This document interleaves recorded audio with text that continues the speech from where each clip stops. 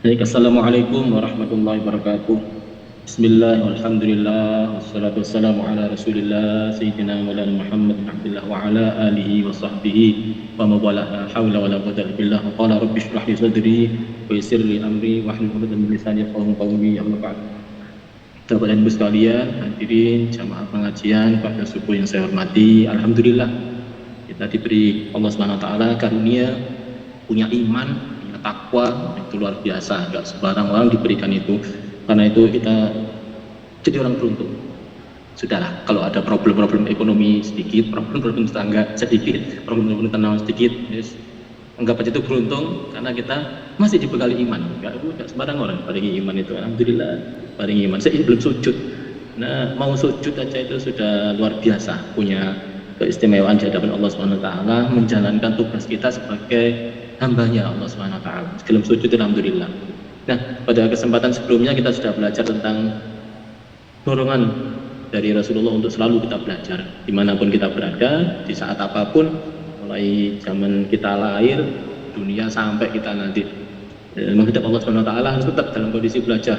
Jangan sombong, sok pemintar sehingga tidak mau lagi belajar kepada siapapun, padahal kita setiap hari akan mengalami perubahan demi perubahan. Dan perubahan itulah yang justru abadi, karena setiap perubahan itu di setiap zaman itu nanti memerlukan penyesuaian, adaptasi. Nah, kita sudah tahu betapa industri-industri besar pun banyak yang bergelimpangan pada zaman ini, pada zaman disrupsi ini, karena dia tidak mau beradaptasi atau mungkin tidak bisa beradaptasi. Justru karena mau belajar itu akhirnya kita mudah untuk bisa beradaptasi. Entah kalau zaman kuno mungkin contoh ini paling gampang, yang bekerja itu harus pada tempatnya situ, misalnya lokasinya. Zaman sekarang tidak. Ini banyak teman-teman yang kerjanya di Eropa, kerjanya di Amerika, kerjanya di Singapura, kerja di berbagai negara lain. Tapi waktu saya tanya, kamu pernah pergi ke sana? Belum pernah, Pak. Kalau gitu gimana? Ya pegawai tetap, tadi dia bicara jauh. Kok bisa ya? Ini memang tidak ada zaman dulu, nggak ada. Adanya ya zaman sekarang ini. Mungkin problem-problem yang terjadi pada zaman ke depan akan beda lagi. Kalau kita tidak mau beradaptasi, tidak mau belajar, ya akan ketinggalan semua. Walaupun dia pintar, walaupun cerdas, tetap harus belajar. Nah, karena itulah untuk pelajaran-pelajaran yang berhubungan dengan keagamaan pun apalagi itu juga harus tetap belajar. Karena kita memang beberapa mungkin udah hebat, udah memasteri ilmunya masing-masing. Memasteri itu apa tuh? S2 maksudnya, atau mendoktori, nggak cuma sarjana itu. Tapi ternyata ya di bidang ilmunya itu aja, karena makin tinggi levelnya kan makin kecil sempit kan ya. Apalagi guru besar, profesor itu malah mata kuliah levelnya.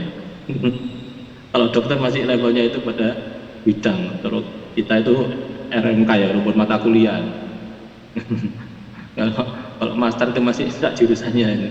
Tapi kalau profesor itu malah levelnya lebih rendah lagi, mata kuliah dia menguasai. Kalau itu makin sempit, maka belum tentu dia menguasai ilmu tetangga sebelah misalnya, atau mata kuliah sebelah, apalagi jurusan sebelah. Jadi kalau ada orang yang tinggi sekali level sosial keilmuannya itu, tapi dia tidak mau belajar, ya ada astagfirullahaladzim.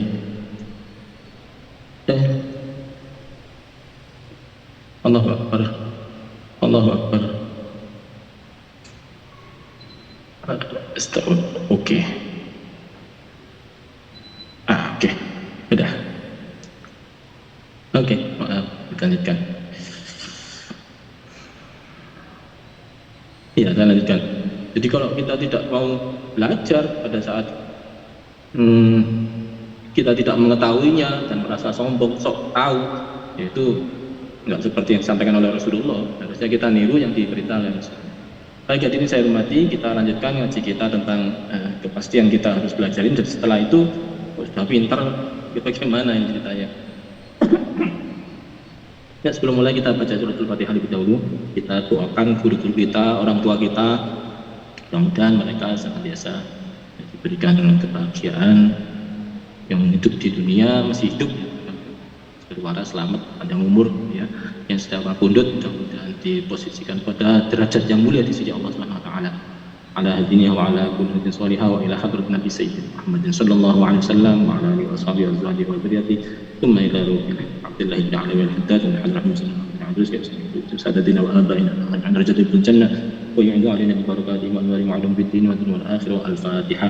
أعوذ بالله من الشيطان الرجيم. بسم الله الرحمن الرحيم. الحمد لله رب العالمين الرحمن الرحيم مالك يوم الدين إياك نعبد وإياك نستعين اهدنا الصراط المستقيم صراط الذين أنعمت عليهم غير المغضوب عليهم ولا الضالين آمين.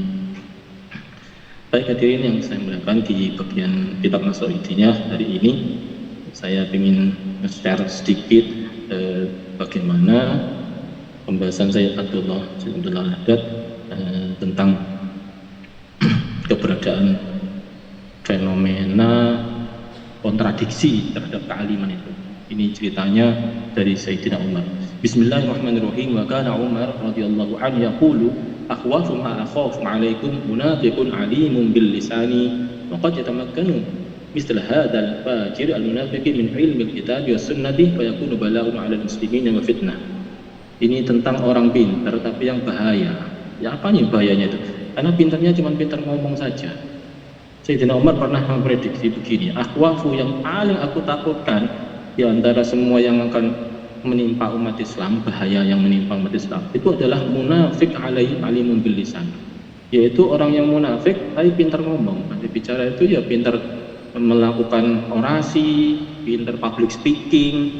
Bahkan kalau bikin yang zaman sekarang ya podcast itu enak, kalau bikin penyampaian itu nyaman, kalau bikin acara itu yang bisa jadi bahkan bisa di endorse itu namanya alimun bil lisan. Tapi sayangnya konten-kontennya itu adalah dari kemunafikan. Itu yang paling ditakuti oleh Sayyidina Umar. Sayyidina Umar kan orang yang nggak punya takut ya kepada siapapun, nggak punya takut. Tapi sangat mengkhawatirkan terhadap umat Islam ini kalau sampai ketumbuk itu apa ya? Kalau sampai di situ ada orang munafik yang pintar alimun bil lisan. Pokok ditambahkan istilah hadzal fajir yang seperti ini. Durga sunnah ada kalanya fajir al munafik min ilmi kitab wal sunnah. Orangnya pintar tapi munafik. Lah munafiknya itu wah ya ngerusak. Cuma dia sayangnya itu ngerti Al-Qur'an dan ngerti sunnah. Ini repot itu. Ngerti Al-Qur'an, ngerti hadis. Tapi arahnya bukan untuk kejayaan Islam tapi untuk kehancuran Islam. Ayahnya bukan untuk merukunkan tapi untuk membuat keributan, membuat orang jadi makin saling bermusuhan. Ini seperti ini sangat dikhawatirkan oleh Sayyidina Umar bin Khattab radhiyallahu anhu.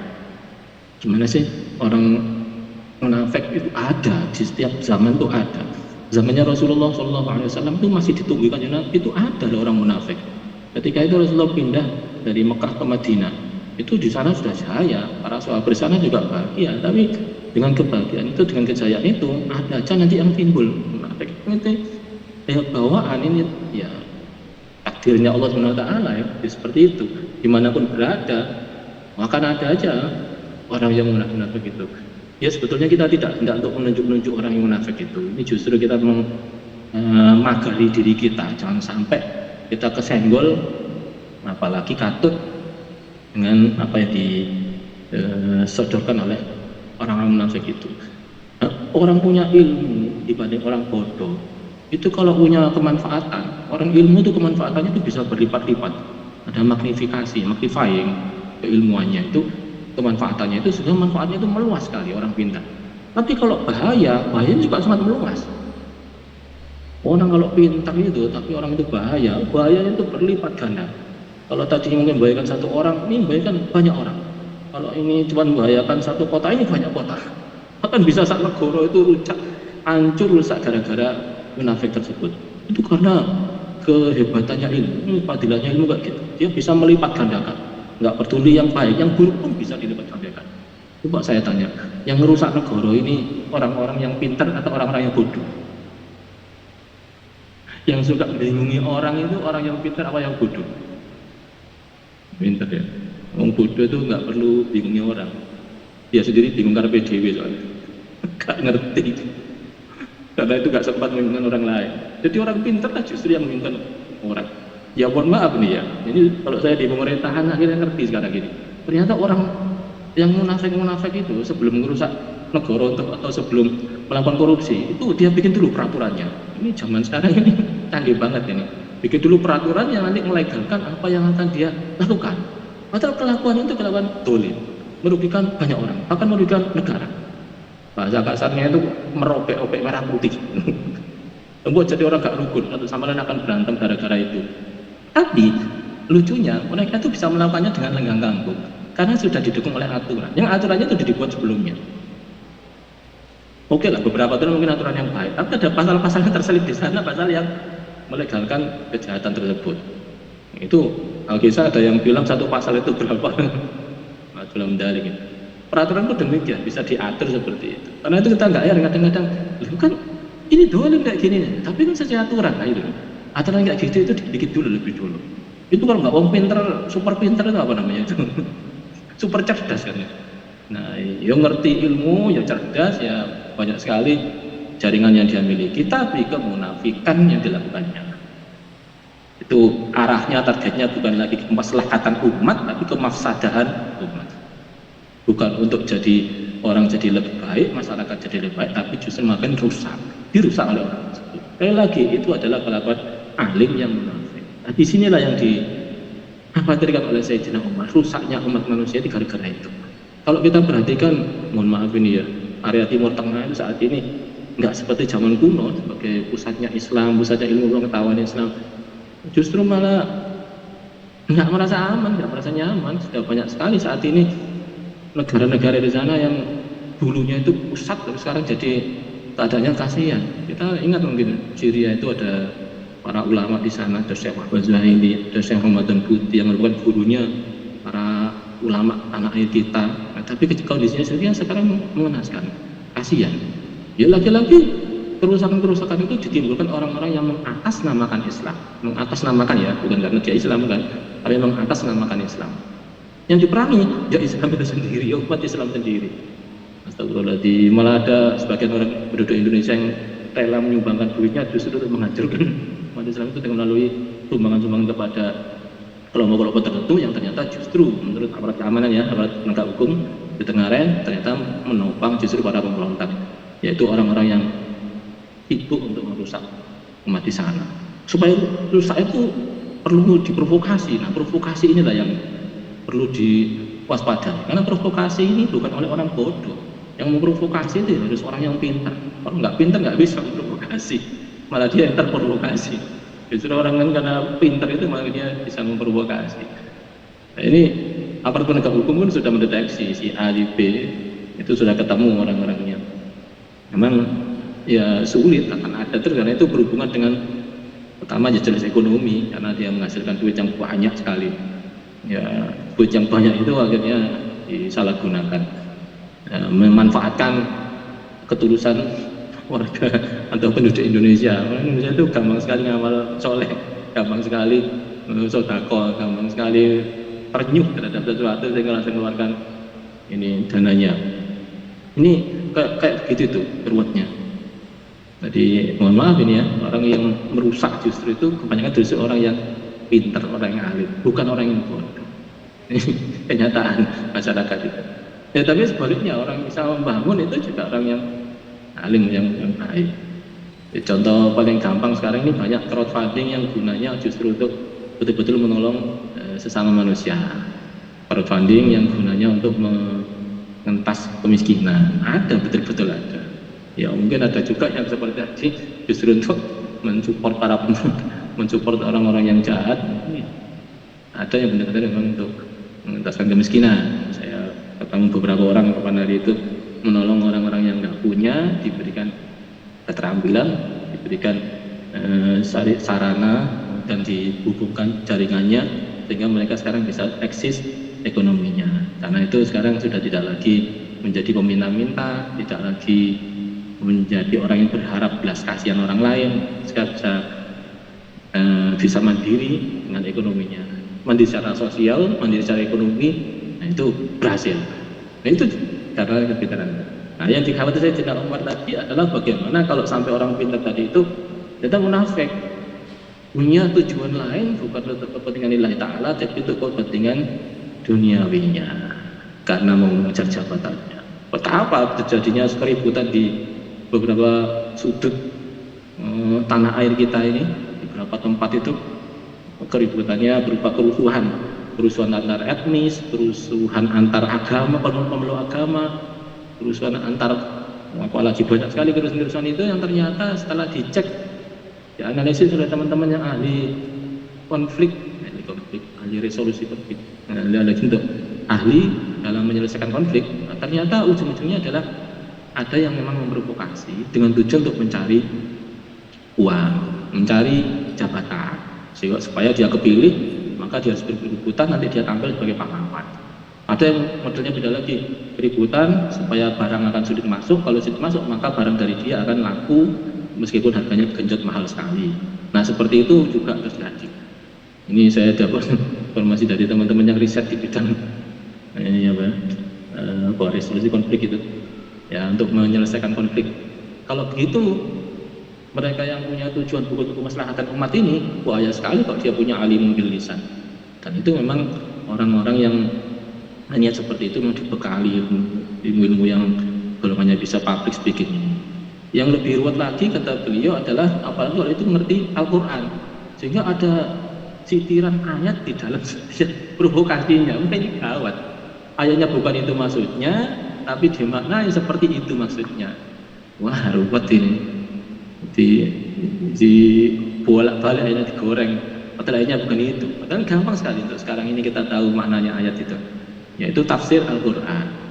Sudah nggak boleh kita menafsiri sendiri. Rasulullah sampai ngancam, barang siapa menafsiri Al-Quran dengan logikanya sendiri beda dengan yang dituntun oleh Rasulullah, itu pilih itu tempatmu di neraka sana, silakan pilih kursi nomor berapa, silakan duduk. Ya artinya gampang sekali saat ini itu kita mengetahui maknanya sebuah ayat. Kayak lagi makna ya, bukan terjemahan ya. Kalau terjemahan sih kita sulit untuk bisa untuk bisa memahami, karena terjemahan bahasa Arab saat itu, terjemahan Al-Quran atau terjemahan hadis, itu bahasanya itu dengan tata bahasa yang tidak umum dipahami oleh orang Indonesia, ya kan? Ya dalam bahasa itu yang oleh ini dengan karena sehingga tidak bisa nyambung. Kalau terjemahan saja sekedar terjemahan, ya sulit untuk kita bisa pahami, dan apalagi nggak bisa milih pilihan kata yang tepat terjemahan itu. Dan memang gunanya terjemahan ya itu hanya menerjemahkan. Nah, kita perlu tafsirnya. Nah di sinilah peran tafsir Al-Quran yang sudah disusun oleh para ulama sejak zaman kuno ya. Apalagi Imam Sayyidina Ibnu Abbas. Ibnu Abbas itu putranya Sayyidina Abbas, misalnya Rasulullah ya. Ibnu Abbas itu termasuk yang paling pintar dalam memahami isi Al-Quran karena selalu mepet dengan Rasulullah. Itu menjelaskan dalam tafsir-tafsir. Itu juga diikuti oleh para sahabat. Sayyidina Abu Bakar, Sayyidina Ali itu menafsirkan semua setiap ayat itu tidak ada tafsirannya. Kita tinggal ikuti aja yang simpel-simpel tafsir Jalalah, yang agak berat itu tafsir Ibnu Katsir, dan tafsir Al-Qurtubi, tafsir Ibnu Katsir, tafsir para ulama kita sendiri. Sudah banyak yang bikin tafsir Al-Quran, dan tafsir itu memang betul-betul secara ilmiah yang merunut apa makna sesungguhnya dari sebuah ayat. Dan Nawawi juga punya tafsir Miroklabit namanya, tafsir Al-Munir. Kemudian dari tafsir Al-Quran yang sesungguhnya itu kita jadi tahu, oh ini ternyata dibelokkan, digoreng ayat ini.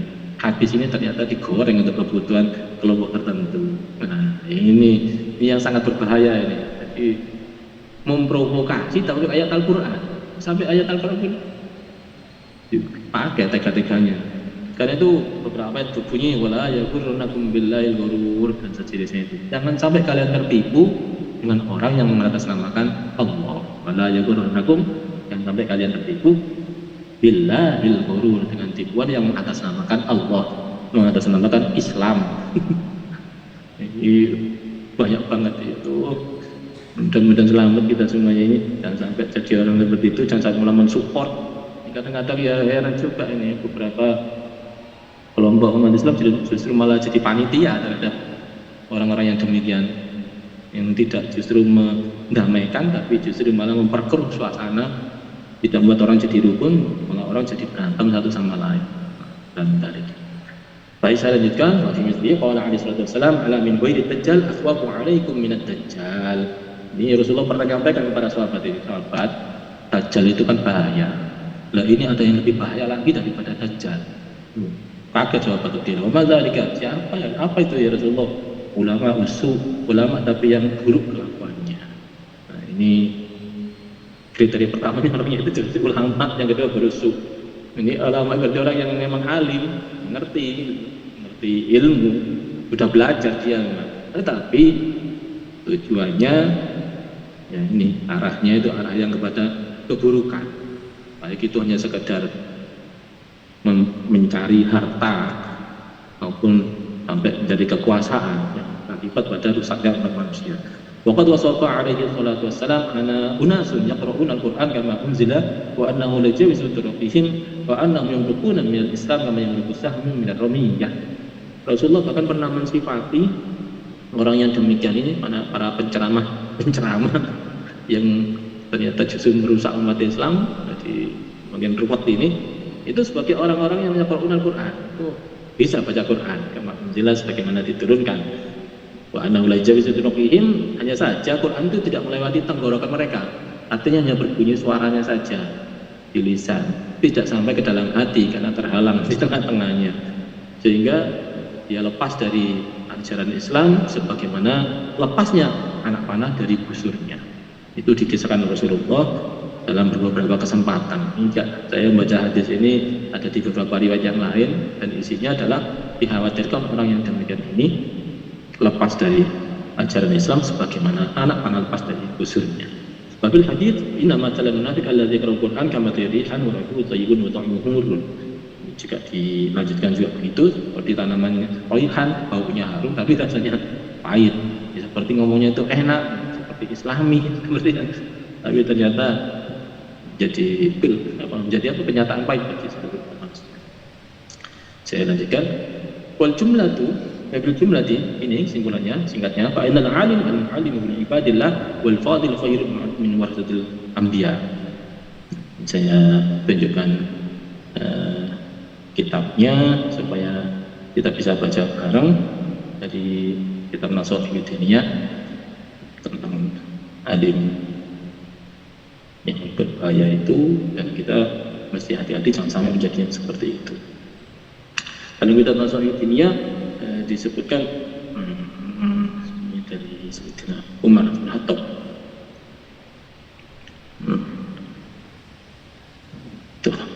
Berjumlah fa innal alim al-amil al-muallim al-ibadillah wal fadil al-khair al-ma'dud min warasatil anbiya. Yang disebut ulama warasatil anbiya itu yang mana?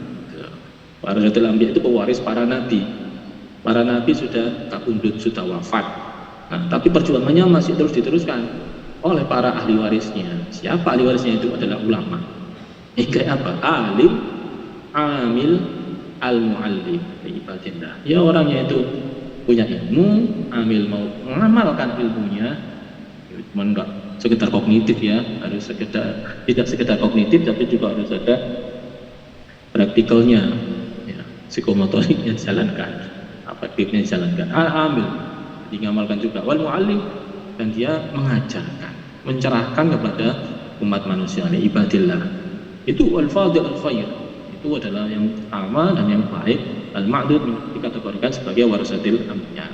Wal alim alladzi la ya'malu walakinnahu yu'allimu an-nas al-khair wal ilmi amruhu mustirun. Kalau ada orang alim yang ngajar kepada manusia tapi dia sendiri enggak ngelakoni, gimana itu? Amruhu mustirun. Ya, kondisinya itu mengkhawatirkan. Wa huwa khairun bi katsirin min ilmi, meskipun itu masih baik daripada sudah enggak mau ngamalkan, enggak mau ngajarkan. Wa itu amadani ka taisi bi taisi abwabi wa fathi abwabi. Itu malah ngajak kepada keburukan, akhirnya menjadi pintu, jadi terjadinya kejahatan-kejahatan. Banyak juga kejahatan yang ternyata ada dalilnya. Kok jahat? Iya, ini ada dalilnya. Kayak ada korupsi. Loh, kamu nggak korupsi? Nggak boleh korupsi itu. Loh, ada dalilnya. Apa dalilnya? Ini merebut hartanya umat Islam yang dicolong oleh. Apa sih? Kok bisa loh korupsi kok pakai dalil merebut hartanya umat Islam? Ya, dikira yang lain nggak Islam apa gimana? Kita semua juga Islam, seperti belum dalik. Nyolong itu ya sudah dosa gitu, jadi nyolong tapi mengatasnamakan Allah. Nah, ini yang gawat, korupsi mengatasnamakan Allah Subhanahu wa taala. Belum dalik, jangan sampai kita jangan seperti itu. Double itu. Bapak bainal ulama waqta tabi khairihim. Maka memang beda. Ini orang-orang yang ngerti ilmu agama, ngerti ilmu itu beda. Waqta tabi khairihim, karena kita disuruh mencari yang baik di antara mereka, bisa yang terbaik ya, kehidupan yang terbaik.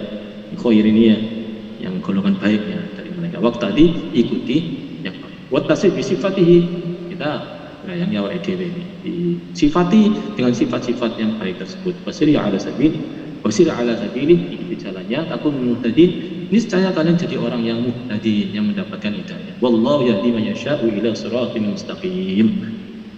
Baik, saya lanjutkan. Tsumma i'lam, kemudian tahuilah rahimakallah, ya Allah, mudah-mudahan kalian dirahmati oleh Allah. Amin. Para ulama kalau menulis kitab biasanya ada sisipan namanya jumlah du'aiyah, kalimat doa. Ini kalimat doa itu kayak gini. Rasulullah Muhammad Sallallahu Alaihi Wasallam itu jumlah du'aiyah, ada fi'ilnya, ada maf'ulnya, ada fa'ilnya. Tapi itu nggak langsung terhubung dengan kiri kanannya, karena dia adalah kalimat sisipan yang disebut jumlah du'aiyah, kalimat doa. Summa ilam rahimakallah anna lil alim al-amil bi ilmihi al-ma'dud 'inda Allah wa rasulih min ulama'id din wal ulama'il akhirah. Ini sekarang kita mengkoreksi ke diri kita sendiri supaya memang terkategorikan sebagai alim. Kita kan belajar nih, belajar berbagai ilmu nih, termasuk ya ilmu agama yang kita tekuni, ya entah itu melalui pengajian-pengajian atau mulazamah dengan majelis-majelisnya para ulama, melalui YouTube. Saat ini juga banyak ulama yang telah merekamkan pengajiannya di YouTube, yang ulama beneran ya, ngerti Al-Quran, ngerti hadis. Nah, kita terkategori sebagai ulama din, ulama akhirah, ulama yang orientasinya akhirat bukan duniawi. Alamatun wa amaratun, itu ada tandanya. Tafarruqu bainahu wa bainal alim al-mukhallid al-ma'dud 'inda Allah wa rasulih min ulama lisan. Ada tandanya yang membedakan seorang ulama akhirat itu dengan ulama duniawi atau ulama lisan. Ya coba pintar ngomong tok. Al-mutabi'in al-hawa, tapi orang enggak disebut. Ya pintar ngomong tapi kelakuannya nuruti hawa nafsu. Al-mu'atsirin dunya 'ala al-ukhra, lebih memilih dunia daripada akhirat. Jadi ini kadang salah paham ya. Lebih memilih dunia daripada akhirat. Wow, betul. Ini dunia, ini akhirat. Milih yang mana? Milih yang dunia. Itu misalnya gini. Ini ada sebuah pilihan. Kalau dipilih itu maka akan menguntungkan secara finansial, menguntungkan secara kepangkatan, menguntungkan secara pengaruh, gitu. Tapi merugikan secara akhirat, merugikan secara prinsip-prinsip kebenaran. Nah, ini yang dipilih yang mana? Yang dipilih adalah melakoni. Karena nanti dapat keuntungan, nah, ditinggal nanti nggak dapat keuntungan itu, meskipun di mata Allah dan kebaik, nilai-nilai kebenaran di sana. Cukup ngerti. Apakah gini ada? Banyak sekali. Saya sekarang tahu betul, masya Allah, dengan kalau kita berada di satu jadi ngerti, oh pasti nilai-nilai kebenaran itu diinjak-injak oleh orang yang mengatasnamakan Tuhan, kadang mengatasnamakan agama. Ternyata dia justru membaca ini mengambil keuntungan yang lebih dari duniawi, keuntungan supaya dia bisa dapat pengaruh, tapi menginjak-injak nilai kejujuran, menginjak-injak nilai kebenaran, menginjak-injak nilai kebaikan, bahkan merusak kerukunan antar umat beragama, merusak kerukunan antar warga negara. Kan ya, yang demikian ini disebut ini sebagai ulama ulisan, pintar ngomong tok tapi mutabi'in lil hawa, tapi dia hawa nafsunya. Ya, itu yang disebut mu'atsiran dunia tadi, mengutamakan dunia daripada ukhba itu akhirat, ukhrawi. Wa min alamatil alim al-ma'dudah min ulama al-akhirah. Nah, jangan seperti itu. Kita pakai kategori yang dituruh Rasulullah aja, yaitu ulama al-akhirah. Ulama memang orientasi ke akhirat, hidupnya di dunia, tapi orientasinya adalah nilai-nilai kebenaran, nilai-nilai hakiki yang akan dipertimbangkan oleh Allah Subhanahu wa taala. Ayyakuna khashi'an. Ini kalau diurut panjang ini.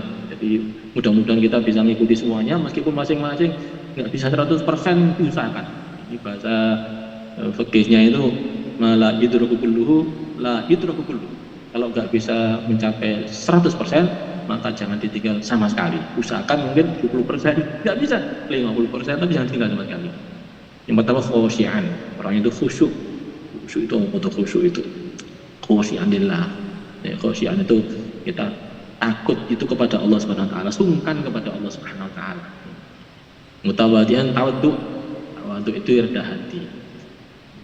Saya dulu aja, terus dulu. Rendah hati itu berarti nggak sombong, mentang-mentang pintar lalu menyombongkan diri, nggak begitu. Ini orang makin pintar itu biasanya makin rendah hati.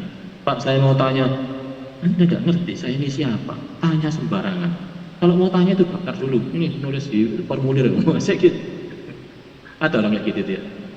Ya mohon maaf ya. Kadang-kadang sebagai dosen kadang-kadang tanya itu ya nggak mau langsung jawab. sebagai orang alim itu kadang-kadang ahli dalam ilmu tertentu ya, sebagai ahli dalam teknologi, ahli dalam untuk diisi setiap pertanyaan harus bayar. Terus saya tanya gini, bayar Pak? Iya. Waduh, ini kalau rendah hati, nah, jadi kadang-kadang ya di jalan kadang tempat parkir ditanya, Pak, tanya apa? Ditanya gini bagaimana? Oh iya, ya saya. Nanti saya menghadap ke ruangannya, gak usah tanya apa sih, di sini aja tanya. Kayak gini ini bagaimana? Oh gini tuh begini. Jelas? Oh ya jelas. Sudah. Oh, itu. Jadi gampang sekali. Enggak perlu harus di seremoni tertentu untuk bisa ketemu harus. Kita waktu itu rendah hati, tidak sombong. Ya qaifan wajilan musfiqan min khasyatillah. Itu orang-orang yang sungkan kepada Allah tadi disebutnya, tidak segala sesuatu itu dihubung-hubungkan dengan duit, tapi hubunganlah langsung kepada Allah SWT. Ingunu hambai Allah Ta'ala, ingunu kaulane Gusti Allah, ingunu umat Kanjeng Nabi. Masa kalau nggak diajari, ini kasihan kalau mereka tersesat. Ini kalau sampai meninggal, kedisian meninggal ternyata dia dalam kondisi sesat, ini kasihan. Ayo dandani. Dan ini gak gelem, ya coba bicara liyo, siapa tahu mau. Jadi problemnya bukan karena tersinggung, tapi karena pengen dandani, karena sakno. Gitu. Ya beberapa kan dandaninya di dalam rasa kadang mereka tersinggung. Wah ini merusak kita, merusak. Singgung. Tapi karena kita justru kasihan kepada umatnya Rasulullah, itu ada. Zahidan fit dunia, zuhud terhadap dunia. Ini sudah diajarkan di sebelum-sebelumnya ya. Zuhud itu artinya apa? Tidak cinta itu ya berarti gampang terhadap dunia ini, memperolehnya oke lah, tapi ketika mengeluarkan karena tidak cinta jadi mudah minta surufat. Harap amal, harap sedekah gampang karena mungkin tidak mencintainya. Kalau mencintainya kan dirangkul erat-erat ya, pegang erat-erat. Enggak bisa dan ya, ketika orang musumi bermewah-mewahan, wah ini tangannya harus sekian harganya. Berapa ratusan juta, ratusan M juga. Kenapa? Karena kalau cinta ya begitu. Walaupun itu mungkin sekedar sebuah aksesori, tapi kalau cinta terhadap duniawi, ya akan berpikir banget terhadap itu. Ini kalau kita tidak cinta, ya mungkin bisa delok jam, delok waktu ini, kenapa harus sangat-sangat mewah? Duit, mana enggak duit? Oh ya, zahidan fit dunia untuk yang punya dunia ya. Jadi kadang-kadang terkelirukan bahwa zuhud ini untuk orang yang nggak punya dunia. Karena itu banyak orang yang mengira bahwa zuhud di dunia itu artinya ngejak melarat. Buatan. Justru yang zuhud itu orang yang punya duniawi. Yang nggak punya duniawi nggak bisa zuhud. Apa yang mau dizuhudi? Nggak ada duniawinya kok mau zuhud? Ya justru itu orang yang duitnya banyak atau kedudukannya tinggi atau propertinya berlimpah, itu zuhudnya terhadap qani'an bil yasiri minha. Qani'an itu nerimo, puas, satisfied bil yasiri minha, meskipun sedikit dari dunia itu. Nah kalau nerimo atau puas itu diberi berapapun oleh Allah Ta'ala itu diterima dengan senang hati. Kayak sampai diparingi sesuatu, sampai wong tua diparingi sesuatu, sampai guru misalnya, ini hadiah. Kisah ini ada orang yang kita hormati, Pak Rektor memberikan pulpen. Ini Mas, saya berikan hadiah. Hadiah apa penghargaan yang berupa pulpen, terusan ITS. Anak tulisannya bagus sekali. Ini harganya mungkin nggak seberapa ya, tapi kita puas sekali karena yang memberi adalah orang yang kita hormati. Ya, bagaimana kalau yang memberi adalah Allah Subhanahu Wa Taala? Maka kita akan sangat puas karena yang memberi adalah Zat yang memiliki segala di dunia ini. Langit dan bumi ini adalah miliknya. Itu kalau beri hadiah, wah puas. Cocok saya ya Allah. Ini pelajaran tentang puas ini panjang, kalau dibahas ini panjang. Karena berasal dari puas inilah nanti begitu dia bisa ditambah. Kamu zakatum ta'azidannakum. Ta'azidannakum itu akan ditambah. Kalau kau terima kasih, ya terima kasih kan harus puas dulu. Puas. Saya cocok ya Allah. Itu udah ditambah.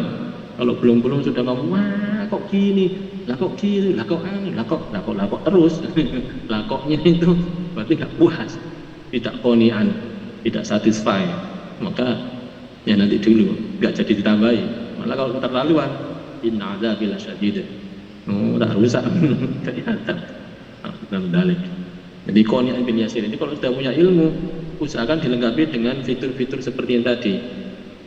Ya, seperti tadi itu. Ya, mutawaddi, rendah hati, khusyan lillahi, cinta musyrikun ikhwatillah, itu cinta kepada Allah Subhanahu wa taala, sungkan ngerti kedudukan Allah Subhanahu wa taala, terhadap duniawi, enggak serakah, zahid, zuhud. Qani' bin Yasiri dilengkapi juga orang yang gampang terhadap duniawi ini, puas. Munfiqan lil fadili an hajati, gampang juga untuk berinfak kelebihan-kelebihan dari kebutuhannya. Kebutuhannya sekian, dia punya sekian lebih tinggi, maka sisanya itu mudah sekali untuk diinfakkan. Mimma fi yadihi, meskipun di tangannya itu sudah jadi miliknya. Nasihan li ibadillahi ta'ala, gampang nasihati, gampang memberikan masukan kepada hamba Allah, kepada masyarakat, nggak pelit nasihat gitu. Maksudnya gampang nasihat, nggak perlu dinasihati, nggak pelit. Jadi ada orang kesulitan ngerti solusinya itu apa, gini, diajarkan ya, ditunjukkan, ibaratnya begini. Syafiqan alaihim, punya rasa kasih sayang kepada umat manusia, itu yang disebut merisani kepada mereka itu, monggo dibersani bahwa mereka itu adalah kaulan Gusti Allah, mereka itu adalah umatnya Kanjeng Nabi Muhammad SAW. Menyenangkan umatnya Kanjeng Nabi berarti menyenangkan Kanjeng Nabi, menyenangkan Rasulullah. Tapi roh kanjarani nyenengno Rasulullah, malah biasa ya. Nahyan 'anil munkari, amiran bima rahiman bihim, sayang ya, amiran bil ma'rufi, ajak kepada yang ma'ruf, yang benar, yang baik. Nahyan 'anil munkari, dan nyegah dari kemungkaran. Nah, gini ini ilegal mas, nggak boleh, harus begini, nggak boleh, ilegal. Ini merugikan masyarakat. Itu namanya nahyan 'anil munkar. Sesuai dengan pangkatnya ya. Kalau pangkatnya sebagai pengambil keputusan, maka menggak bolehkannya itu dengan membuat keputusan pelarangan. Ini kadang-kadang ini pengambil keputusan tapi cuma ngomong dok, nggak apik ngono, tapi keputusan itu jalan. Minuman keras itu nggak boleh, tapi ternyata saya sendiri malah ya, ini pengambil keputusan. Ada lagi yang tengahnya itu nggak pengambil keputusan, tapi dia adalah yang bisa menyampaikan ya, dengan lisan. Yang terakhir ya dengan menunjukkan ketidakcocokan, ketidaksetujuan, itu aja. Memang yang level bawah. Tapi tetap aja nahi anil munkar sesuai dengan level kedudukannya masing-masing. Nah ini harus dilengkapi, orang punya ilmu harus dilengkapi itu. Sekarang ini kan gara-garanya apa ini? Sing ngerti menang, istilahnya bahasa Jawa kita, sing waras ngalah. Ketika kemungkaran terjadi dan akhirnya kita punya prinsip sing waras ngalah, akhirnya kemungkaran itu jadi merajalela. Gara-gara yang pintar-pintar itu memilih untuk mengalah, akan memencilkan diri. Mungkin bukan masalah itu. Justru orang-orang yang pintar ini mesti tampil, jangan malah menyembunyikan diri, apalagi pakai istilah uzlah. Uzlah itu sah-sah saja, tapi dalam kondisi umat sedang digoncang oleh kemungkaran, uzlah bagi orang yang pintar itu malah nggak baik.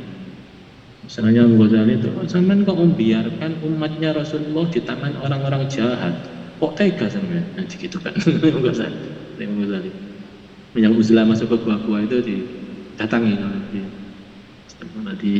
ya ini itu di kitab apa namanya? Kitab Sirajut Thalibin, namanya Syekh Ihsan Jambes, ada ya, Kediri, namanya Syekh Ihsan. Syekh Ihsan ini orang Indonesia, tapi kitabnya itu reputasinya internasional. Kalau sekarang ini terindeks Scopus, tapi bukan Scopus lagi ini, karena diakui di berbagai perguruan tinggi di Timur Tengah, dibaca kitabnya Sirajut Thalibin. Silakan beli kalau ada yang bisa punya akses untuk ini. Sirajut Thalibin itu syarahnya Minhajul Abidin. Minhajul Abidin itu kitab terakhirnya Imam Ghazali. Kapan kamu kita ngaji itu Pak ya? Baru ngaji itu. Dulu sempat ngaji sebentar tentang Minhajul Abidin. Nahyan 'anil munkari, orang alim mesti melengkapi diri dengan fitur berani untuk nahi munkar sesuai dengan levelnya. Musari anfil khairati, itu bersegera untuk hal kebaikan. Karena ini biasanya orang alim itu ngerti titik wanci ini, ngerti saat yang tepat, saat yang efektif untuk melakukan kebaikan itu. Nah, ini kalau sudah saatnya terus dia kok diem aja, ini gak cocok. Fiturnya orang alim harus langsung segera tindak lanjut, tanggap, take action istilahnya. Mulaziman lil ibadah, tetap mulazim, tetap konsisten, tetap dalam beribadah. Dalan al khairi, masih tahu ke arah yang benar, arah yang baik. Bukan mana dia melarikan diri dari kebaikan, justru malah harus memberikan dalan ala khairi, itu menuju ke kebaikan. Berikutnya dalam kitab Masaidiyah disebutkan da'yan dan huda, ya tadi kebaikan juga kepada kebenaran. Ini kayaknya sih nilai-nilai kebenaran itu banyak orang yang ngerti, banyak orang yang tahu, ngerti karepe dhewe, mesti karena hatinya tiap orang ini ya punya menuju ke arah kebenaran. Tapi beberapa hati itu ternyata nggak bisa dipakai untuk melihat dengan jernih. Jadi dia nggak tahu itu benar kebenaran bukan.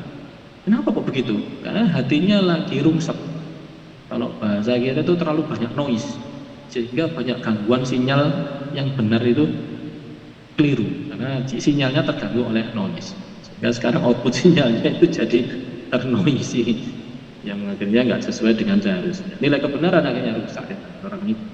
Nah itu kalau sampai dia bisa ketemu dengan orang alim yang konsisten dalam kebenarannya ini, maka dia bisa melihatkan hatinya itu ke situ sebagai cerminannya. Oh tiba keliru aku, ini noise harus segera dihapus ini, noise removalnya ini, ya caranya ini. Dan dia akhirnya punya cermin yang baik. Karena orang-orang alim tadi harus dilengkapi dengan fitur-fitur kebaikan dan kebenaran ini. Maka dia bisa sebagai cermin. La sumut ta'udduhu wa waqarun wa sakinatu. Jadi nggak kakek ngomong, ya nyungkani juga, ya tenang itu nggak berusaha gerusu. Terus hasan dan akhlaki, ya akhlaknya itu baik, wasi' sadri, dan dadanya itu lapang dada itu artinya dadanya itu luas sekali, ya, lapang, sehingga siapapun bisa masuk.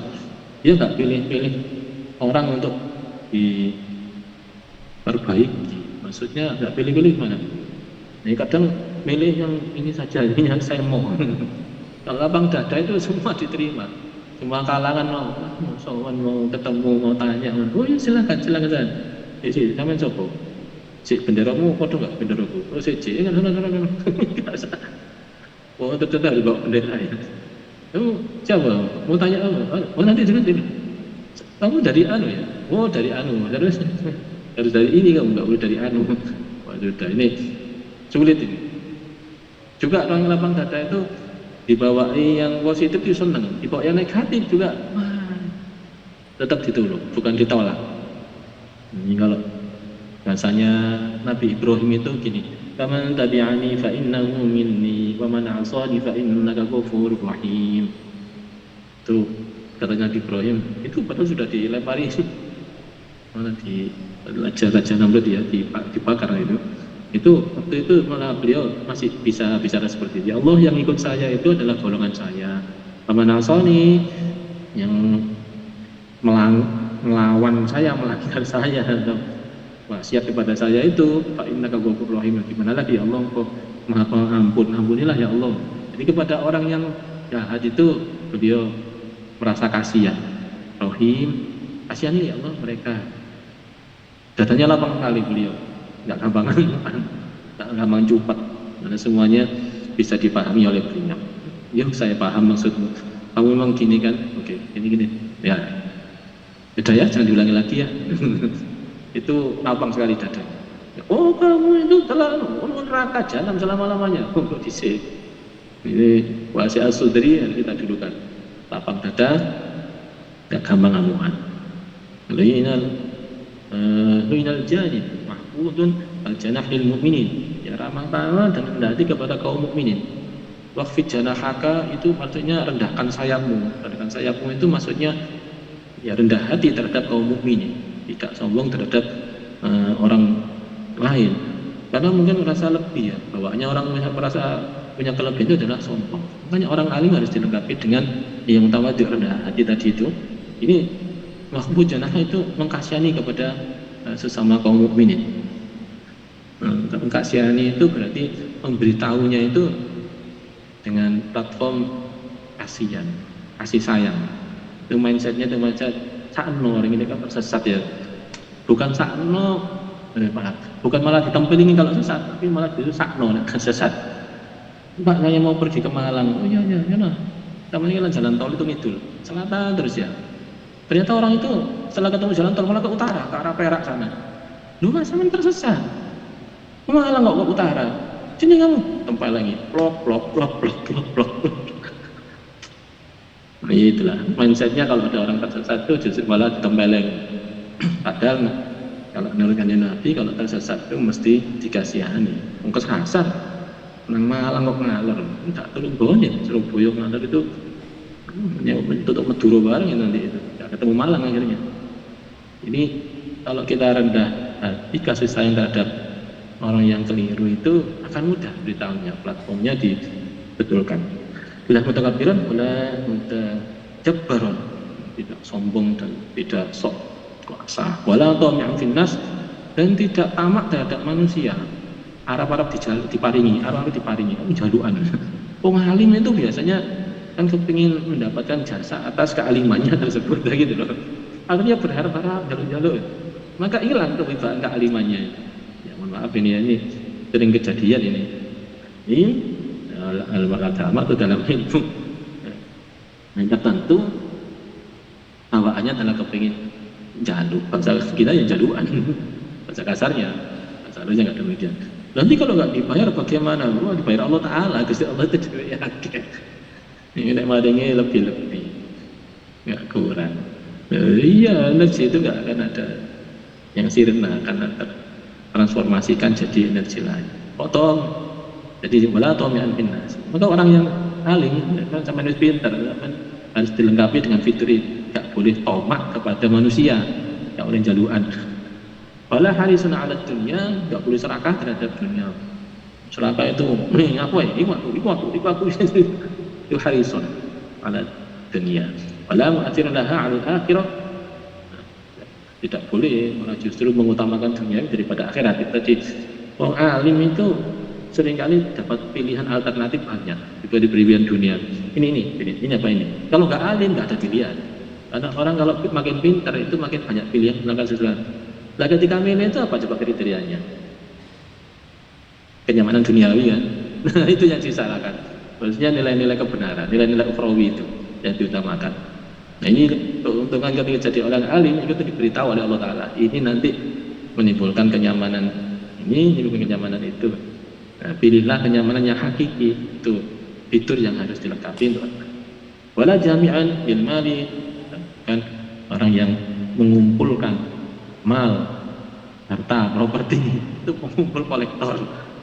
Wala ma'an lahu an haqqihi, dan tidak menghalangi hak-haknya harta. Apa haknya harta itu? Ya sedekah, ya zakat, itu mesti dilengkapi dengan fitur itu juga. Wala muqaddimanil aghniyai 'alal fuqara'i, tidak mengutamakan orang kaya atas orang miskin. Nggak boleh membeda-bedakan orang dari kekayaannya. Ini sugih iki, saya tak disikno. Ini marah pikir kok ae. Ya mohon maaf nih, seandainya sama orang alim diundang di dua acara, satunya itu acaranya orang melarat, satunya acara orang kaya. Sing diutamakan sing ndi? Sing sugih. Nah, itu gak cocok itu gak gitu. Nggih. Ya ini podo ya bareng. Kalau duluan ya duluan siapa ya. Tapi kalau sudah bareng pada jam yang sama, pada saat yang sama, ini enggak sama, dulukan yang mana ini? Itu yang fuqara yang ini ya. Bisa saja kita dulukan agniya, tapi bukan karena kegoniun kekayaannya, tapi karena memang ada hal lain. Misalnya itu ya orangnya paling kuat kondisinya, misalnya begitu.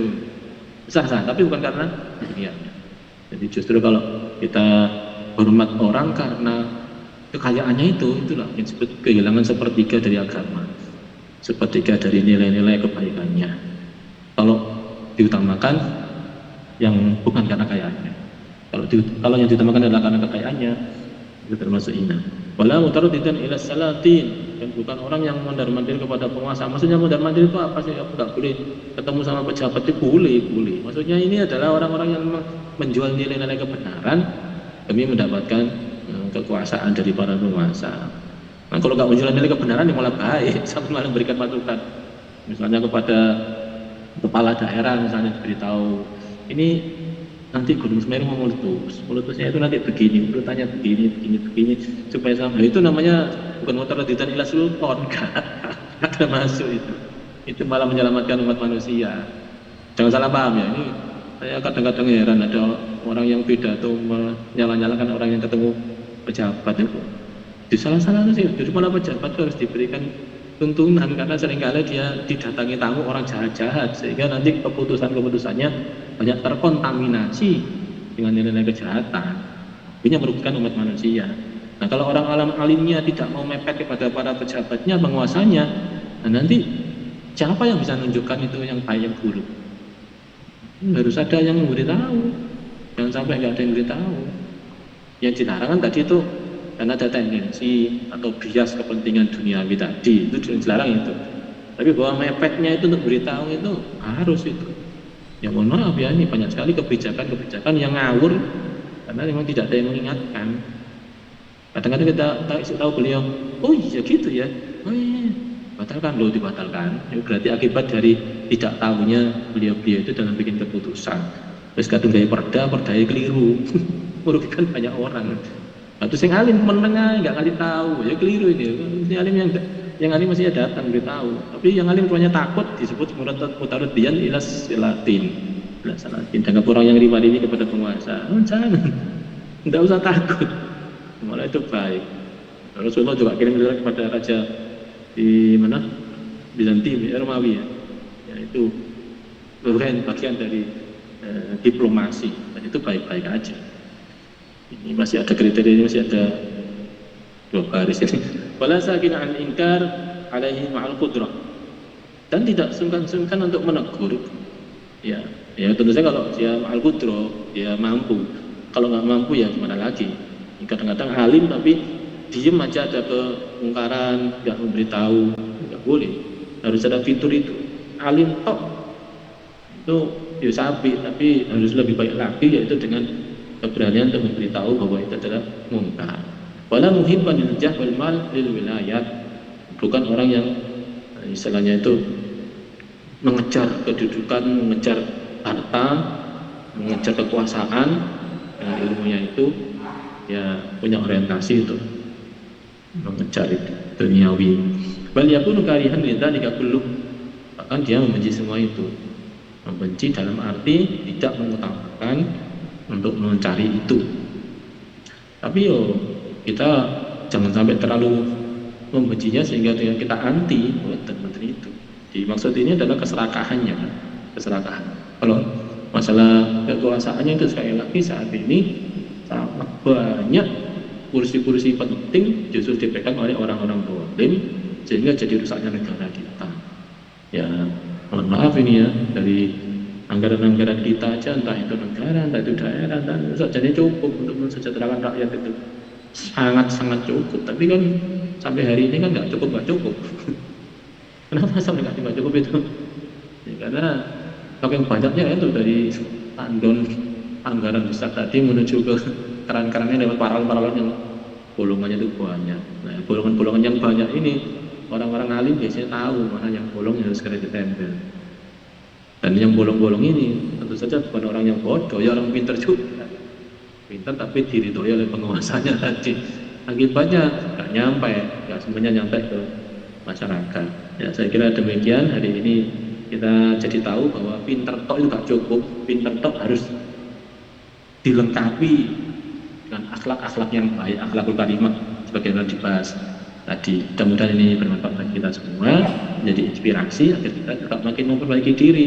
Meskipun kita disebut pintar dalam suatu hal, belum tentu kita pintar dalam hal-hal yang lain. Kita harus tetap punya kemauan untuk belajar, sekalian kemauan memperbaiki diri. Demikian saya akhiri ngaji kita hari ini. Doa bismillahirrahmanirrahim. Alhamdulillahirabbil alamin. Allahumma shalli wa sallim ala sayyidina Muhammad wa ala alihi wasallam. Alhamdulillahirabbil alamin. Allahumma inna nas'aluka ilman nafi'an wa rizqan wasi'an halalan wa tayyiban wa salihan wa qablahu. Inna nas'aluka ilman nabiyyin wa hifdzal mursalin wa ilhaman malaikatil qarbin bi rahmatika ya arhamar rahimin. اللهم يا فارق الفرقان ومنزل القرآن بالحكمة والبيان بارك اللهم لنا في شهر رمضان اللهم إنا نسألك الجنة ونعوذ بك من سخط والنار اللهم إنك عفو غفور اللهم إنك عفو كريم تحب العفو فاعف عنا يا كريم ربنا آتنا في الدنيا حسنة في الآخرة حسنة وقنا عذاب النار سيدنا محمد الحمد لله رب العالمين السلام عليكم ورحمة الله